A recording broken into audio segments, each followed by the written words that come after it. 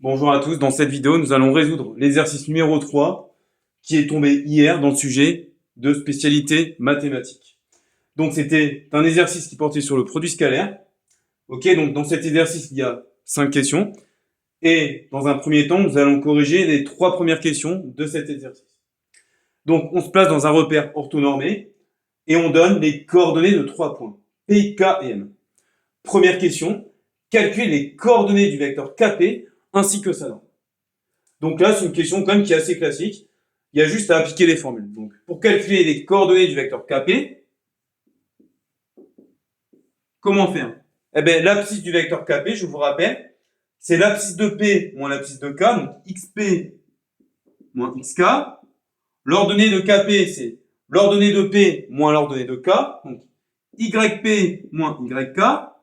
On remplace. Ça donne donc XP, on remplace par 4, moins XK, donc 1. YP moins YK, ça va donc donner 0 moins 0. On obtient alors que le vecteur KP a pour coordonnées 3 et 0. Maintenant, on va pouvoir calculer la norme du vecteur KP. Puisque si on connaît les coordonnées d'un vecteur, on peut directement calculer sa norme. Puisque la norme d'un vecteur, je vous rappelle, c'est la racine carrée de la somme des carrés de ces deux coordonnées. Donc, on y va. Alors, la norme du vecteur KP, on peut la noter comme ceci. Mais on peut dire tout simplement qu'en fait, c'est la distance entre K et P. C'est la longueur KP, quoi. Donc voilà, on va calculer la distance KP, la norme du vecteur KP. Et c'est la racine carrée de 3 au carré plus 0 au carré. Donc c'est la racine carrée de la somme des carrés des deux coordonnées. Voilà. Bon, alors 0 au carré, ça fait 0. 3 au carré, ça fait 9. Ok. Donc ça fait racine carrée de 9, si vous voulez. Et racine carrée de 9, c'est égal à 3. Mais en fait, on aurait pu passer, je dirais, de là à là directement. Ok. Puisque ça va disparaître. Le 0 au carré, ça fait 0. Ok. 0 fois 0. Et racine carrée de 3 au carré, ben, la racine carrée annule le carré. Donc c'est égal à 3. Voilà pour cette question. Maintenant, deuxième question. Alors, exprimer en fonction de x les coordonnées du vecteur Km ainsi que sa norme. Alors, c'est la même chose qu'avant au final. Alors, on demande d'exprimer en fonction de x. Pourquoi? Parce qu'en fait, l'abscisse du point M dépend de x. Ok? Puisque l'abscisse de M, en fait, c'est petit x. Mais en fait, on va faire exactement la même chose que dans la question précédente. Il faut faire comme si on calculait les coordonnées du vecteur Km. Donc, on y va. Donc, Km, ça va donner donc xm moins xk, ym moins yk,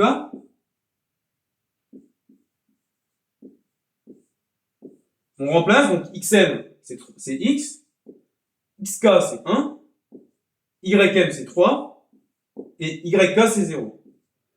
Et le vecteur km a pour coordonnées x moins 1 et 3. Maintenant, nous allons calculer la norme du vecteur km. Enfin, nous allons exprimer la norme du vecteur km en fonction de x. Même chose qu'ici, on va faire exactement pareil. La norme du vecteur km, c'est la distance km. Au final, c'est exactement la même chose. Racine carrée de x moins 1 au carré plus 3 au carré. Ce qui fait donc racine carrée de x moins 1 au carré plus 9.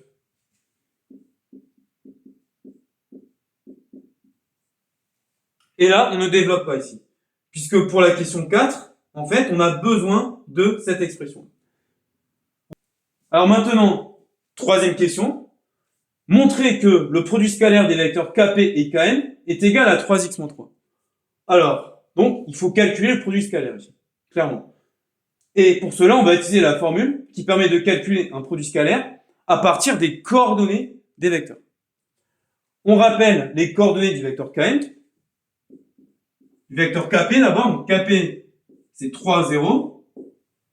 On rappelle les coordonnées du vecteur Km, donc x-1, 3.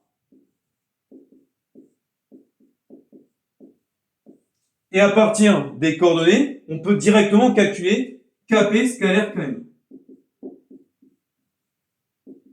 Donc je vous rappelle qu'il faut faire ça multiplié par ça, plus ça multiplié par ça. Ça va donc donner 3 multiplié par x-1, donc 3 facteurs de x-1, plus 0 fois 3. On peut distribuer 3 ici, donc 3 fois x, ça fait 3x, moins 3 fois 1, 3, donc 3x moins 3 plus 0. Ce qui fait donc 3x moins 3 finalement. Voilà pour les 3 premières questions.